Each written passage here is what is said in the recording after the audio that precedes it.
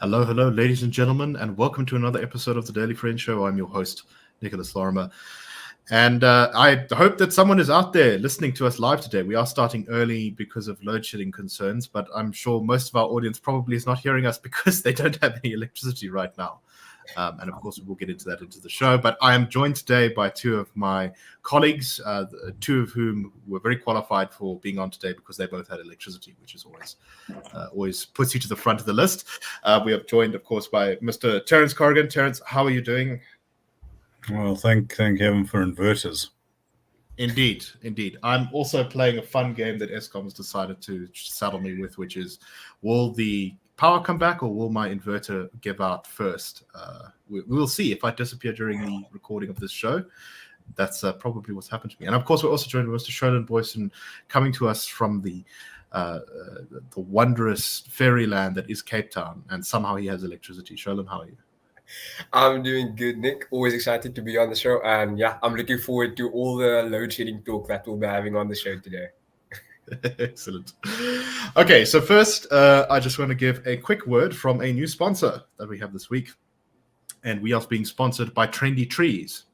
So Trendy Trees is a leading luxury Christmas specialist. Buy a Christmas tree and enjoy it in your home or office for years to come. Or hire a Christmas tree and Trendy Trees will deliver, assemble, and decorate it for you. Visit trendytrees.co.za, your Christmas decorating specialist located in Cape Town, Johannesburg, and Plettenberg Bay.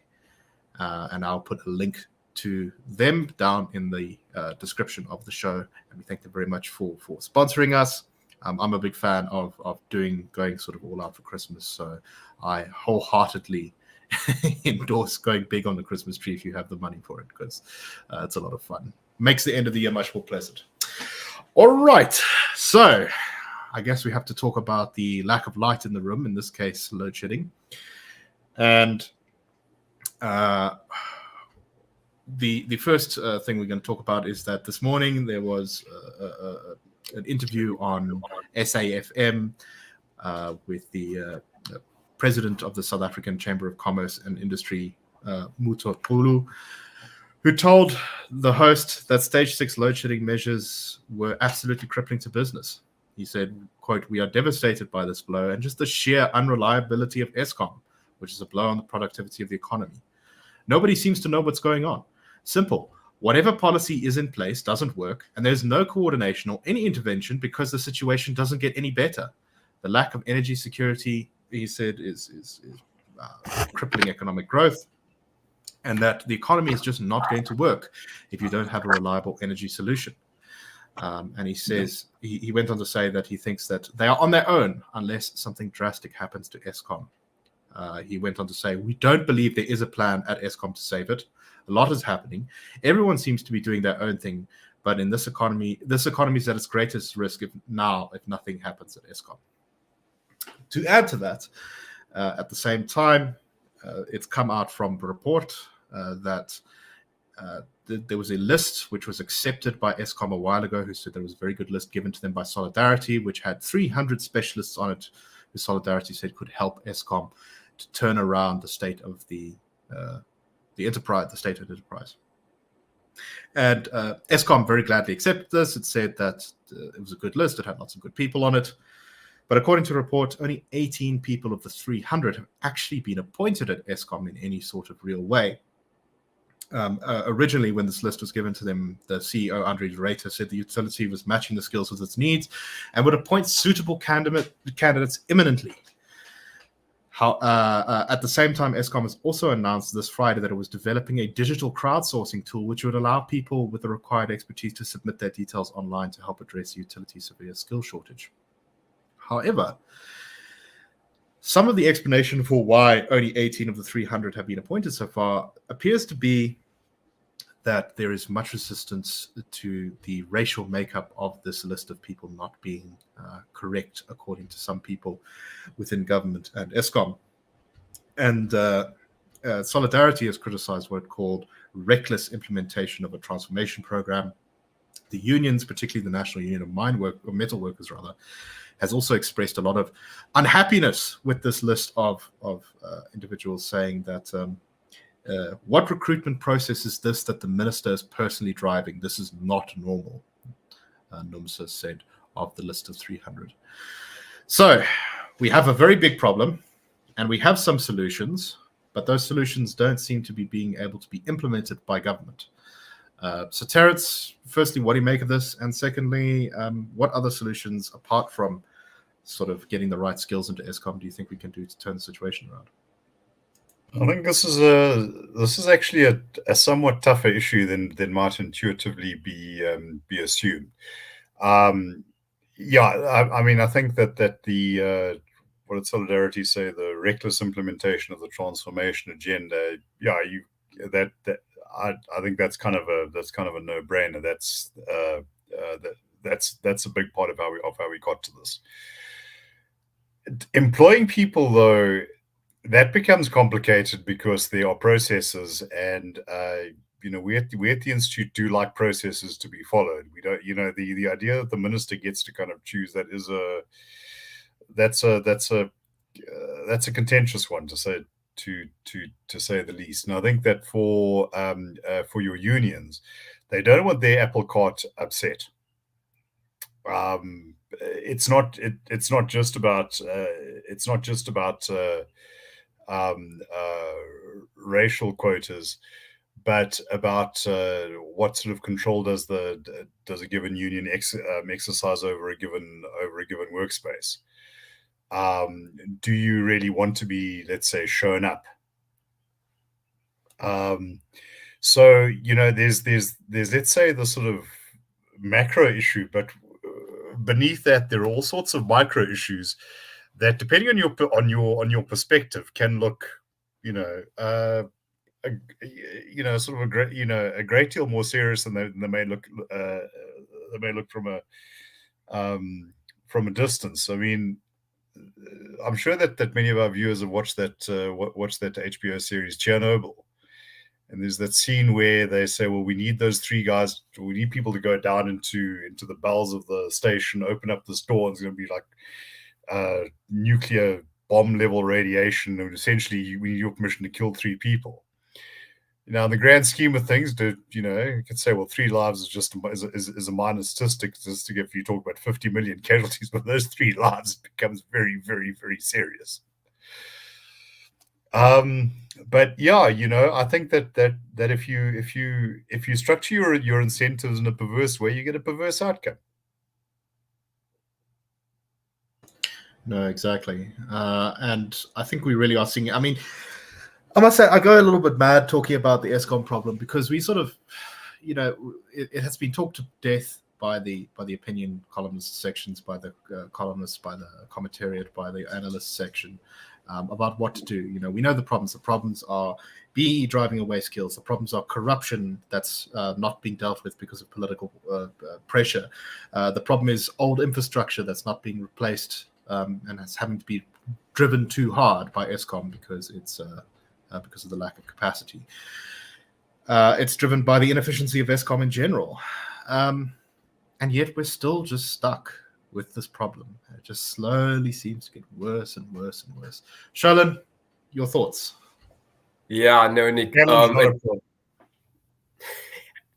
No, absolutely, Nick. It completely boggles my mind to think that, I mean, when we, the people of this country, are experiencing up to 4 hours without electricity, some of these political leaders or individuals in Eskom are more obsessed with inclusivity and the skin color of, the skilled individuals who can improve the situation.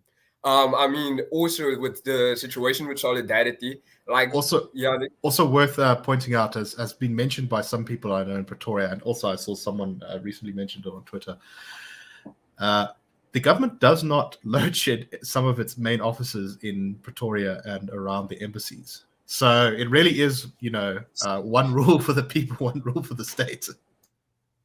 No, absolutely. And I mean, that's exactly probably the reluctance, or if I may use this word, the slapgatheid, is because they know that they don't have to live with the consequences of their actions.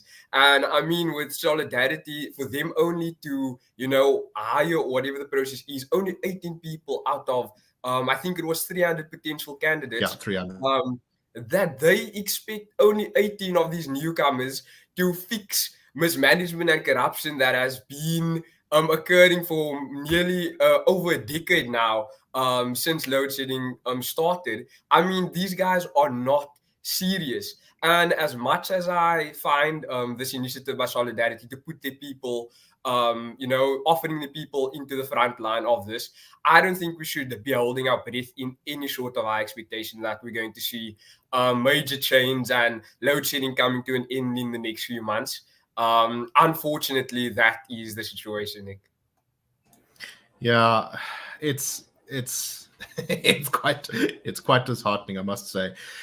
And I really do feel like it's become completely evident now that even the looming threat of political change in the country doesn't seem to be really encouraging the ANC to move much faster on this one. So I suspect that Eskom is not going to get turned around until there's major political change in the country. I spoke to someone a while ago who has worked with some of the consulting teams who are supposed to be helping Eskom.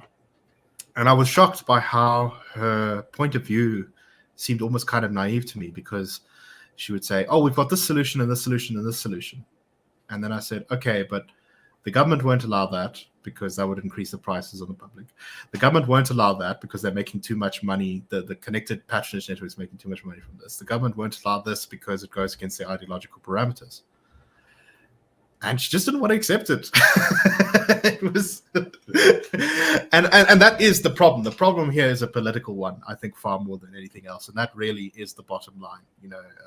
It's not about some sort of malevolent miasma of state capture that's fallen over Eskom. It's that our government is standing in the way of fixing a problem that it has helped to create. Terence, your final thoughts. Nicholas, you're being too cynical. You're suggesting that a good thing is somehow better than a bad thing. I really think that. You see, I think Sholan actually hit the nail on the head. He said, not serious, and I think that's the kind of thing to write on South Africa's gravestone. It wasn't serious. It was fatal, but not serious. No, I think that's about right. Anyway, hopefully our current tranche of load shedding will end soon, and hopefully Eskom will be able to get a little bit more generating capacity on. I know that there is Kuberg. They're still expecting to finish it somewhere around December or January, the refurbishment to that. So having a nice, reliable regional power station. Our big thing. No, they did, as our Monday episode, which kind of took off, talked about. But I'm still optimistic, I guess. In addition to that, there's I don't think a lot of bright spots on the horizon for this one. So let's move on to something that I think we can perhaps talk a little bit more meat about, and this is Musi Maimane. So Musi Maimane, of course, led the DA and was in many ways the second most important politician in the country, at least the most important outside of the ANC. However, after the party went backwards in the 2019 election in terms of its vote percentage, Musi lost his position as leader of the DA. He resigned after an internal review panel suggested that the senior leadership of the DA resign. And he has since been drifting around in the political ether. He started the One SA movement, which was an attempt to get many independent candidates from around the country to run for office and make changes in their communities in last year's municipal government elections. You can really say there were perhaps some mixed results on that one. However, he's decided, it seems, according to the Sunday Times, that he's going to be giving party political politics another go, because he has promised that he's going to run for president himself. And so he says that it really isn't possible under the current system, even with the changes to the Electoral Amendment Act, which we've talked about a bit before, and we are, shall we say, not too pleased with these changes. These changes were supposed to allow independents to run for Parliament at a national level. Musi says, however, that they really haven't made it easy enough for independent candidates to run, and as a result, he's forced to start a political party. He said in talking to the Sunday Times, I guaranteed South Africans that I would stand, but they, Parliament, have made it impossible for me to stand for presidential election without amending the law. That's why we need the platform. He said that his platform would give power back to the people and would coalesce under the umbrella and would bring people to coalesce under an umbrella body to bring change. His spokesperson talked about the fact that the party is going to be launching, according to the Sunday Times, next Sunday. So perhaps we'll get a bit more details about what their sort of policy outlook and things are like that. But without knowing exactly what Musi's new party is going to look like, Terence, let me start with you again. What do you think its prospects are? What do you think its policy outlook is likely to be? And do you think Musi will be able to get himself back into the center of the political conversation? Well, I'd just like to deal with the question of power to the people. I mean, I'm all for that, because right now Eskom's got it and they're not giving it to us.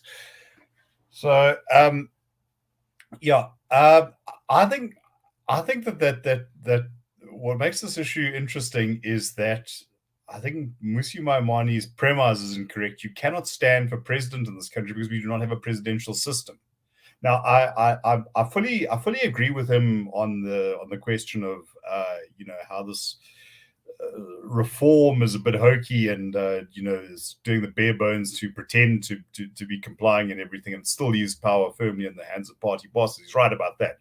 But there's no way that you can actually run for president in this country, because it's not a directly elected position. You would have to get support of people in parliament. Now, I suppose you could run some sort of proxy campaign, like I'm one man and I'm hoping to that when I get voted as an independent, 201 MPs are going to support me. I just don't.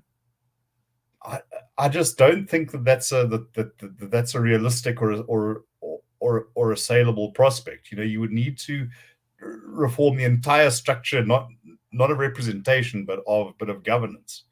America is a presidential system. They have comparatively weak political parties. But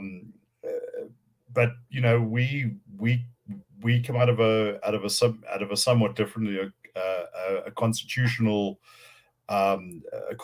parliamentary system, which are supposed to be like better for democratic durability, by the way.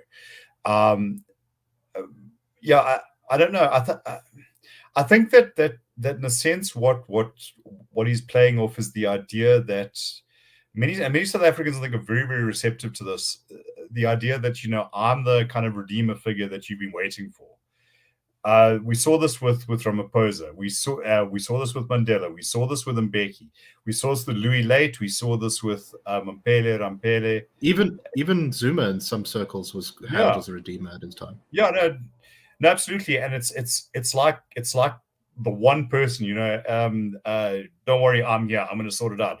I'm old enough to remember watching Louis Late in 1999. He was being interviewed about his ambitions. He says, so, like, what are you hoping for? Oh no, I'm going to be the president. It was just like, I'm not interested in this, like going to parliament or whatever. No. We got to sort this country out, and I'm the guy to do it. Rampele, very much the same thing. I mean, her shtick was active citizens or whatever. I understand she didn't wait in a queue to vote. She walked past everyone saying, "Hello, citizens," and went to the front. Suppose great dig if you can get it. But yeah, Musi Maimane, I think, irrespective of what one thinks of his politics or his career, he has a great deal of personal charisma and personal magnetism. Very good looking, well spoken, articulate. And I think, when it comes to sort of personal charisma, I think he's one of the most talented of South African politicians. And I think that's his selling point. But I just don't see how this is going to be operationalized.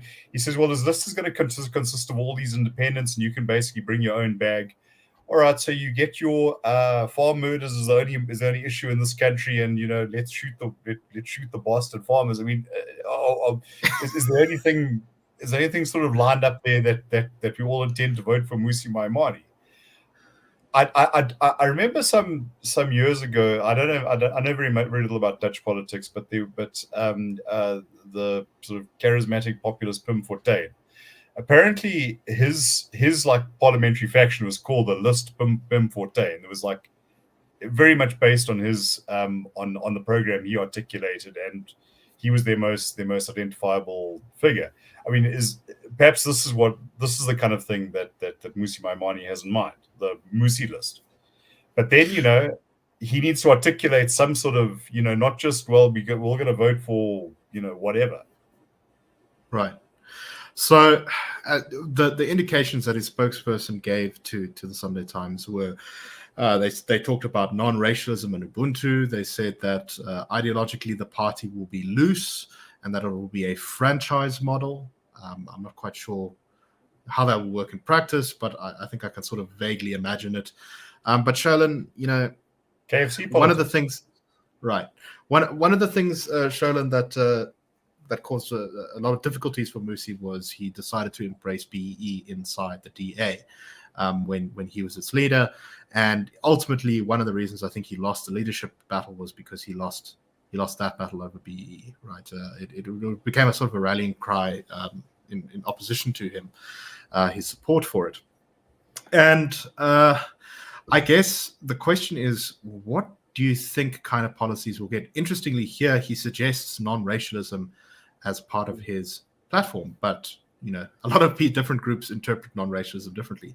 What do you think Musi will bring to the table in terms of policy? Obviously, electoral reform is on his list there, but apart from that, what do you think we might see? Yeah, Nick, I should start off by stating as a disclaimer that I have been a Musi Maimane fanboy since his DA days, and I don't necessarily think that he should have stepped away from the party. Maybe stepping down was justified. But that's a whole nother conversation for another day. And it should also be an indication that unlike my senior colleague, Herman Pretorius, everyone in the IRR does not necessarily share the exact same ideas or perspectives. And yeah, whether or not we need another political party will definitely be up to South Africans to decide come the next elections.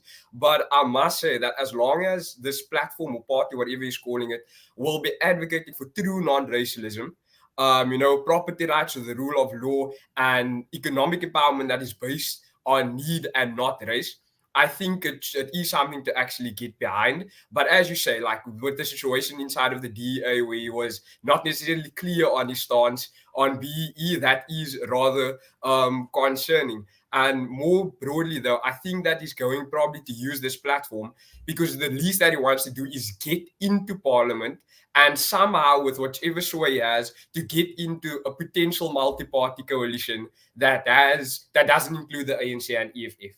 I think that will definitely be his role, whether he must be a deputy minister somewhere or a minister in cabinet. I think that's at least what he's striving for.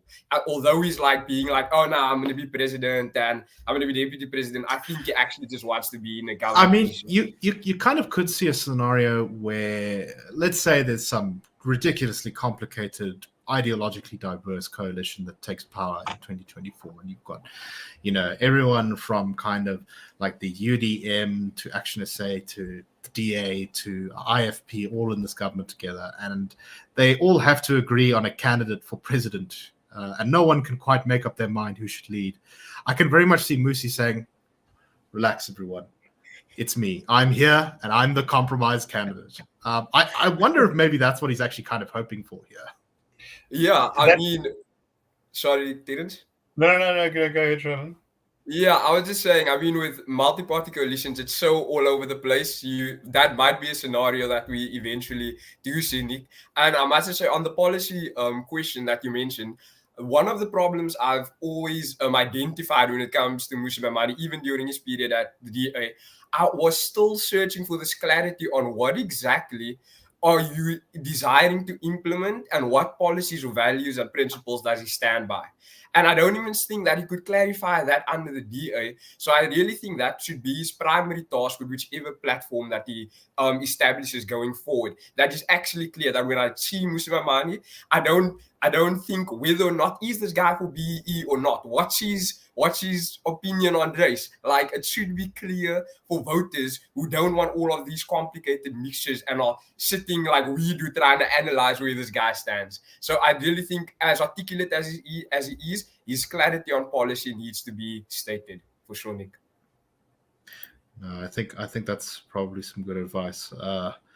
Because, while a lot of people don't like ideology in the abstract sense, people do prefer it when they know where a politician stands on issues. So anyway, yeah, it remains to be seen. I'll be very interested to see how they do in the initial polling, because I'm sure there will be some polling after they've launched to see what support they're picking up. And I think it's definitely going to be part of the many party coalition that is going to be looking to challenge the ANC in 2024.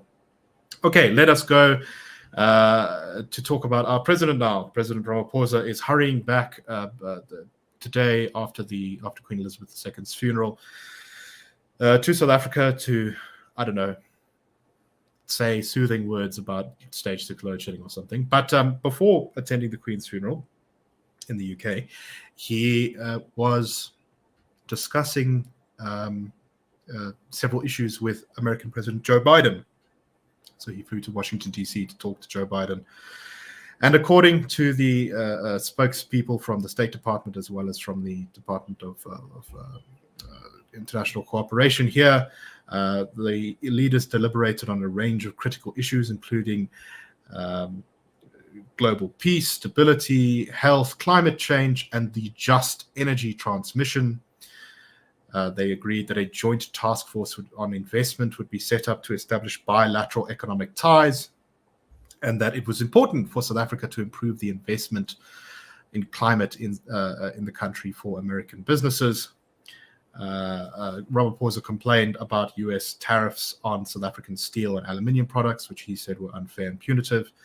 There was some talk about maybe getting the Americans to fund green energy projects in South Africa as part of the quote-unquote just energy transition.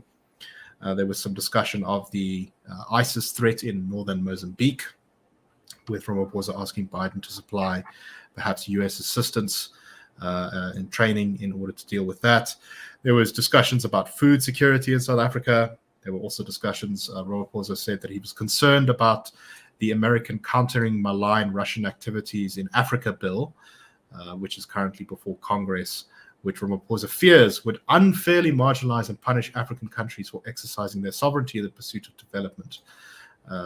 There was also some talk of the US perhaps capacitating our healthcare systems, of reforming the United Nations, and of building capacity for the state. Ramaphosa suggesting that the US could support South Africa in training civil servants, particularly female civil servants.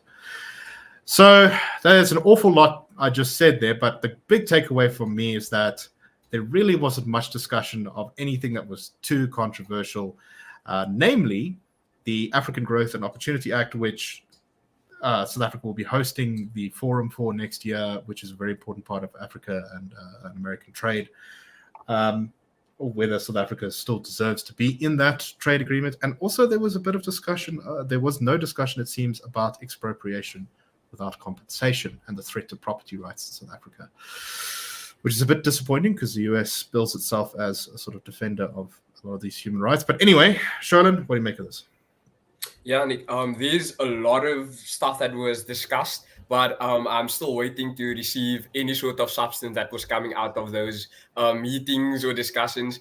And I mean, with load shedding currently going on, and just the potential or the risk of discussions of expropriation without compensation, I think Ramaphosa's intention of creating an attractive environment for foreign investment is not going well. I mean, the country is currently not even an attractive environment for us as South Africans who want to even possibly do business. So, convincing other people, I don't really think is going to be working. I mean, I truly believe that the work like that we do here at the RR and the reach that we have, like more organizations like us, to actually shed light on, what the realities is of South Africa, and not whatever fairy tale Ramaphosa might have spun to the West while he was in the US, or even while he's now in the UK.